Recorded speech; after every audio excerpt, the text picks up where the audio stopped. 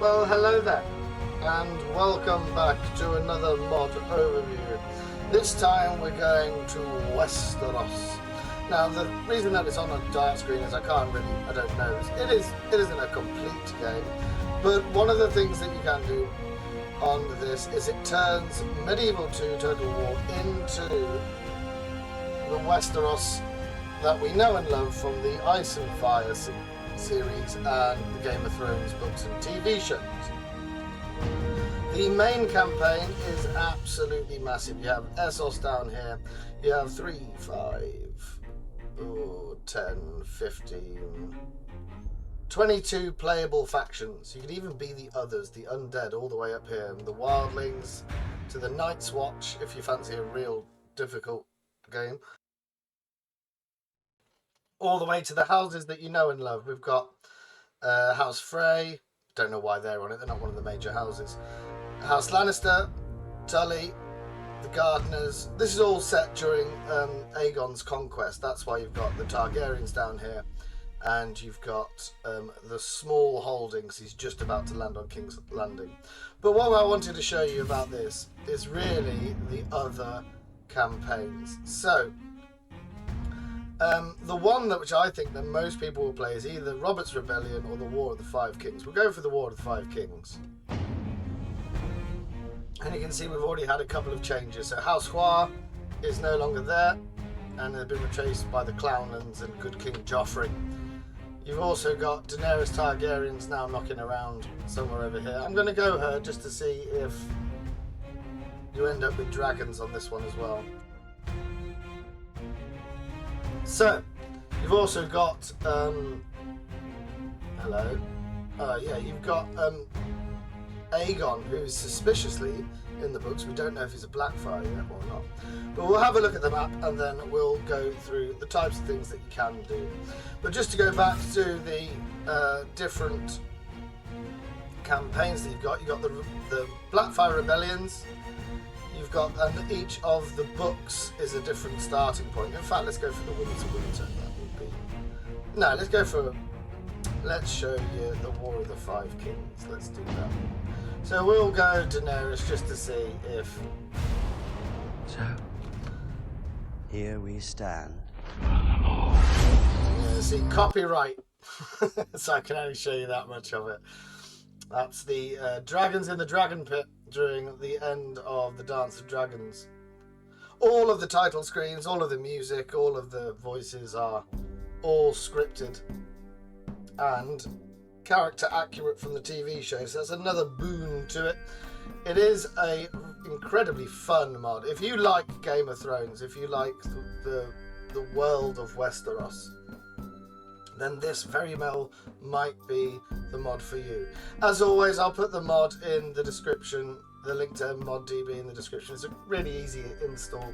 I've just renamed it under the Teutonic file in my Steam apps and common mods.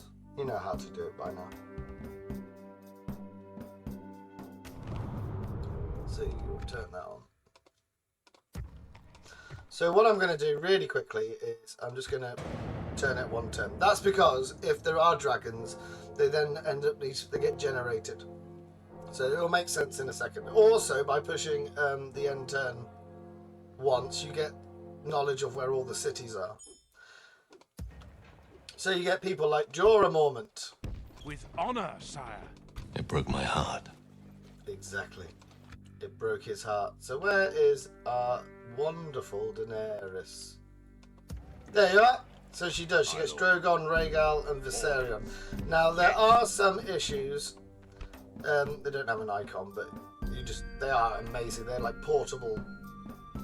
They are exactly what you think. They're sort of portable flamethrowers that are really, really hard to kill.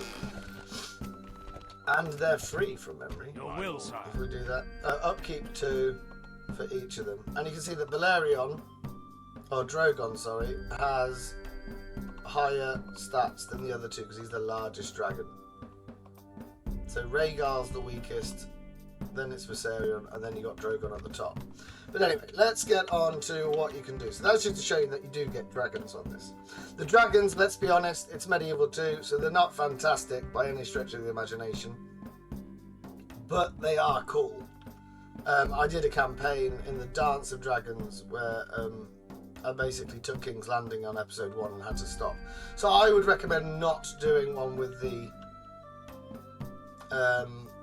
dragons attached to it or enabled. I would do one of the different campaigns where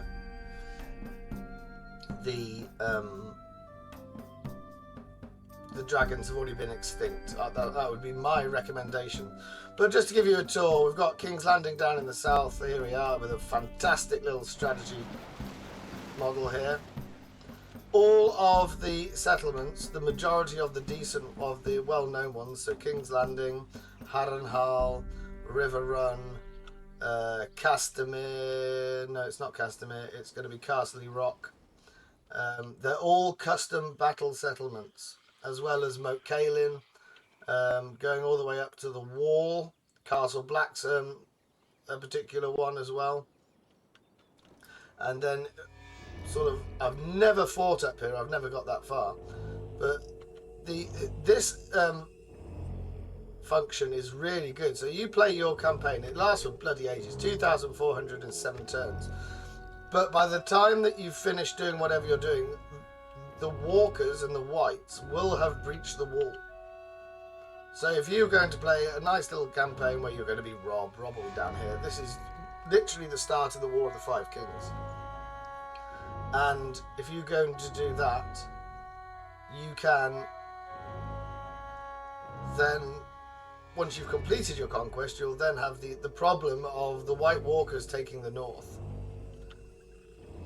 which will be quite cool.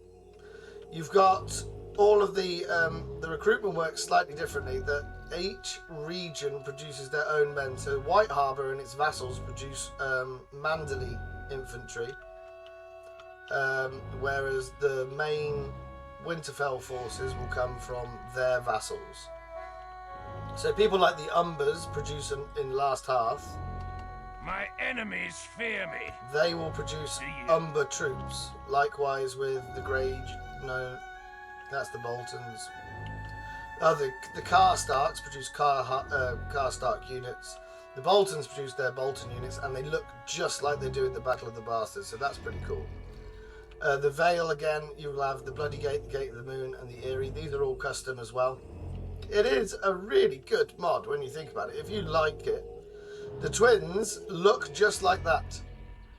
There is 2 keeps and a bridge connecting the 2 of them, so whenever you tap the west one, you've got to get through the castle and then over the bridge, well, under the bridge, the way it works on the battle map, and get to the other side. So at this game start, we're at the War of the Five Kings. Every one of the 5 kings, so you've got Stannis, which is over here, the one true king, wherever he's gone. There he is, Melisandre's knocking around.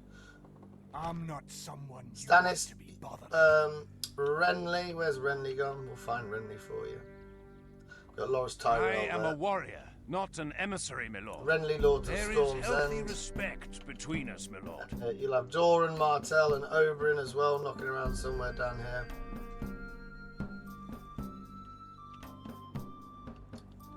Will all have they all have the ability to proclaim their kingship at this point. Likewise with the Tullys, you can become king of the rivers, which is, I personally love the Tullys in this because it's just absolute carnage. Everybody's coming for you from one way or the other. So you can become yourself king of the mountains, or the Vale here. You can proclaim yourself king of the rivers. The one true king is this orange faction here, the Crown Lands. And you've got the option. Here's the other Targaryen faction. You got John Connaughton, Old Griff, and somewhere amongst that will also be Does not matter. Who is right? Young Griff as well. Then you've got Down to the Stepstones, and you've got Volantis here. I don't know if they get elephants actually. That would be an interesting thing to find out. You've got all these rivers that aren't traversable because you've got the Volon Theris and Sarmel here. So you can't get a ship up this side. But it does look cool still. And then you go all the way to the north and you've got Bravos and the Titan of Bravos as well. So sort of gameplay events that you get. The economy on this one works really well, and each get their own sort of unique buildings to go with their unique battle maps. So all of these castles should technically look roughly like what they do on the campaign map, and then you zoom in. But if I just go, so you can have, there are different versions of it. On all those different campaigns, different factions are available. So there is one where Castamere is a vassal still. So all of this will be Lannister held from the Golden Tooth all the way to the sea. And then Castamere is going to be the Reigns. So they have that option of, well, not the option, they have to really up against it. They have to fight their way out and sort of take over the Lannister held territories. But just to show you the how close it is to the TV shows, you got Tywin Lannister here. He's off. We're at the beginning of the war, so he's off to fight Roose Bolton, which should be somewhere on the other side of the fork. And then you got Robb, who sneaked through. But great John Umber, there he is. There's the young wolf. Robb Stark, the young wolf. Please address my liege, noble one. He sneaked through the twins, and he's going to lift the siege at River Run, which means Jaime is somewhere down here. There you are, the Kingslayer. I am a warrior, not an emissary, my lord. And then knocking around somewhere, Tyrion has just been escaped from his imprisonment in the Vale, so he's got to walk his way across. All of the characters do exist. So you've got Aemon Lorch, enemies fear me. which is the guy from Breaking Bad in this. And you've got I only answer to my liege. even the King's No Guard. other. So Please address my liege. and he looks noble like one. that's Arthur Dane from the TV show, but he looks the right part. That's all that matters. He got a little white cloak as well. Wolf Girl, Sansa Stark. So Sansa Stark is a princess and she's being held. No, she's not. She's an actual Stark diplomat. But you get to see roughly where we're at. This game is really cool. I will just state that it is basically Medieval 2 and just on a reskinned map and with different settlements. But if you're interested in Game of Thrones, this might be one for you. The Valyrian weapons as well are a thing. So if we can just, who might have one? I'm not going to be able to show you because I'm not one of those. Oh, actually, is Jorah going to have one? You still have a family. There you go. He's got Bright Roar. The Valyrian sword of House Lannister lost when King Tommen II foolishly sailed into Valyria. So all of the actual Valyrian weapons do exist, and that goes for Blackfire, that goes for Ice, that goes for Widow's Wail, that goes for Lady Forlorn, all of the famous weapons. So at game start, go back to the one that I really like is Castamere. So at game start, when you have Castamere, their Valyrian weapon is Red Rain. It's a Valyrian steel sword that was stolen by one of the houses in the of the Greyjoy Dominion. Can't remember which one. I think it's the one at Blacktide. So one of these has his Valyrian steel sword. So if you took it, you can have the Valyrian steel sword back. So you can go around and just collect them all, which is pretty cool. All the way over to Crab Isle, Claw Isle with the Celtigars. They have the Valyrian steel axes. So all of the different weapons are knocking about, which is another nice little feature to have on the campaign. Apart from that, you've got an insane map. I mean, we've got the Slaver's Bay down here for Daenerys to run around and take. Does she have a thing? Yes. She does have a male Combining voice. forces.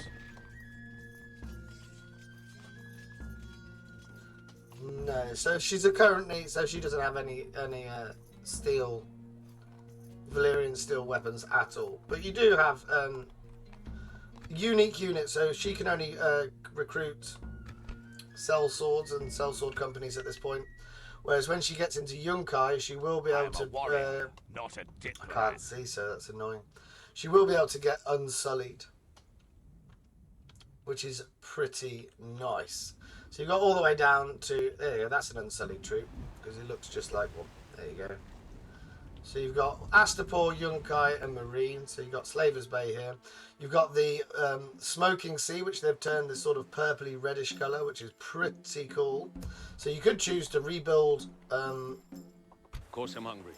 what's your bodyguard? Dragon bodyguards. You could choose to rebuild Valyria and the Valyrian Empire, which would take you into Mantaris and then up the river. And also you've got the Dothraki Sea, so surely Vaes Dothrak will have the 2 horses stuck outside. There they are. The magical changing horses that were tiny in season 1 but were massive by the time they got back to season 6 or 7. But yeah, that's where we're going to have it now. If you would like to see a campaign on the channel, I love this mod, so I would be more than willing to put a campaign up. I did actually, one of my first campaigns was a Tully campaign, just because I'm an absolute super fan of anything by George R.R. Martin, really. I do like all of his books. But Game of Thrones in particular, and the rogues and the rogue prince. The rogue prince is actually a separate campaign where you can just be Daemon and his dragon Caraxes, but I think he doesn't come out red on his own individual campaign, but you can get past it if you're determined enough. Another one to have is another one thing to mention is just look at the beautiful campaign models for the city. So Old Town will have the high tower with the beacon on. All of them are cool. Hornhill is just that one just ends up being a citadel from the base game, but the majority of them are unique, as I said. So if you would like a campaign on this to appear on the channel, do let me know. But otherwise, do have a bit of a download and check it out for yourself. It is a really cool mod. Really cool, really accurate. Moat Cailin is in particular one of the weirdest and most wonderful battle maps because it looks just like it does in the book. So you can only approach it one way. All of its defences are pointing in the same direction. You've got to go up this wooden plank path all the way up where you're shot at by arrows on the way. But if you fancy a Med 2 game where at the end of it you've got zombies,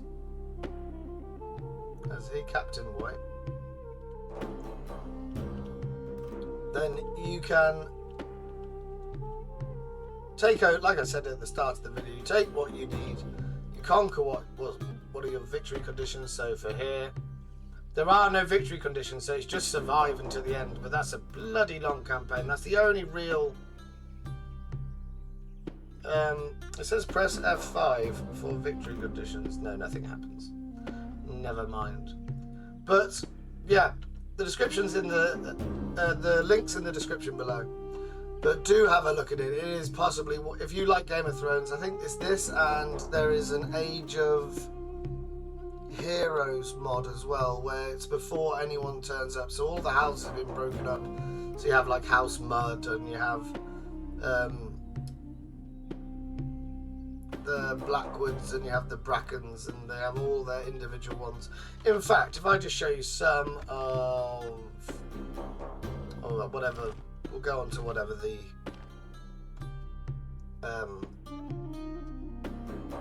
last save I did for the Tully before, because it was my very, very first campaign, so not many people watched it, so it was a waste of my time.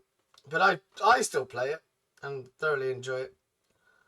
And I'll show you the types of units, because they're individual to the houses. That's the other thing that you need to just sort of be able to see. And because you've got Daenerys Targaryen, it doesn't quite work out when I'm showing off the mod.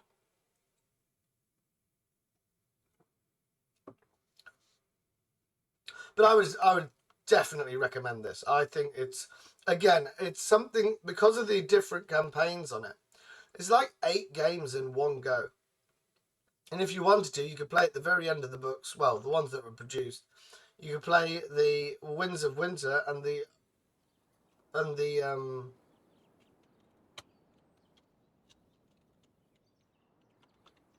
and the White Walkers will be incredibly big, incredibly large. So here we are. If we go up onto, this was a campaign that was started after the Red Wedding.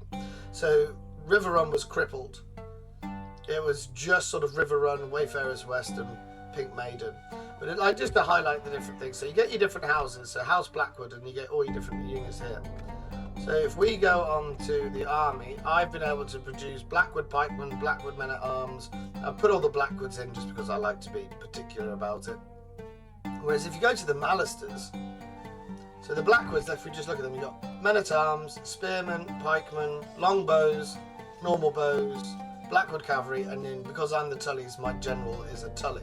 If I go to Seaguard, where the Mallisters reside, I've got Mallister Men-at-Arms, Mallister Spearmen. They don't have pikes, they have halberds. Oh, they do have pikes as well. They also have two-handed macemen, which are badass. And then they have the Longbowmen and the Normal Bowmen and the Knights of Seaguard as well. So that is, and each of the factions are famous for certain things. So if you go to the Brackens, you're going to have better cavalry, but you're not going to have as good at archers as you do from Raventree Hall. When you go to Harrenhal, you're going to have the Darry forces as well. So this was a campaign that has gone on quite a while, actually.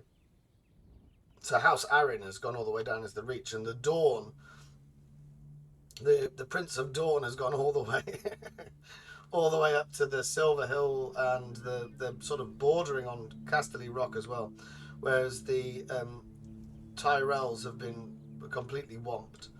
But then you can see on this side as well, we've got Fake Aegon, or Young Griff, depending on who you believe he is. He's invaded the Stormlands and got all the way down Storm's End and Griffin's Roost as well. And if we go and see over here, it would appear, yeah, it appeared that Daenerys has died.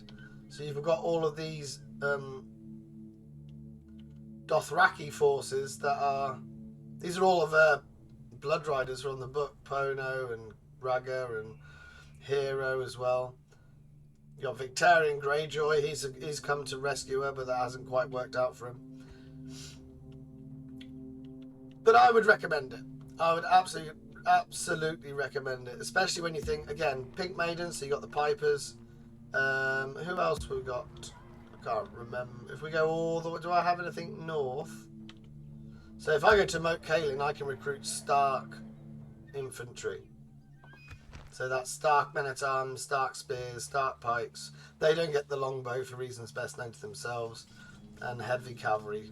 And again, you got the twins where you can produce the Frey units here. So the Freys are heavy on crossbows and don't have their own bows at all.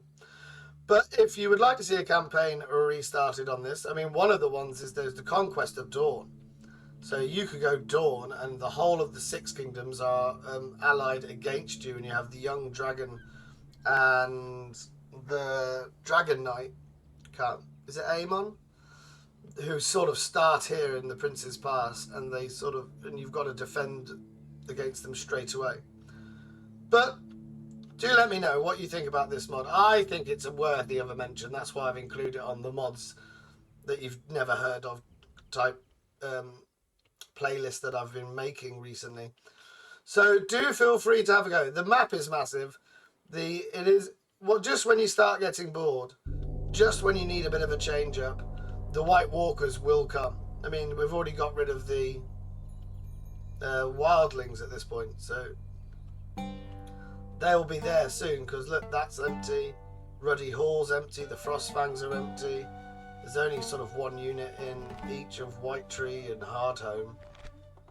So they'll be here ever so soon. And in this one, because it's the end of the last published book, Stannis has actually abandoned his holdings down here in Dragonstone. And he starts after the successful repelling of the wildling invasion on the wall. So he starts with Deepwood Motte and the Grey Hall. Whereas the Greyjoys are just always knocking around on wherever they're going. So I've got my Hoster Blackwood. So these are the standard Tully forces. You've got Knights of Riverrun, Tully men at arms, Tully bowmen. They don't get the longbows that Black would do, pikes and spears. Orders. But always worth a bit of a playthrough. I would highly recommend this. Do let me know if you'd like to see a campaign on the channel, and I'll put it up depending on, I might put a faction vote. But thank you very much for watching. So this was why you should play Fire and Blood, A Song of Ice and Fire mod. Do take care of yourselves, and goodbye for now.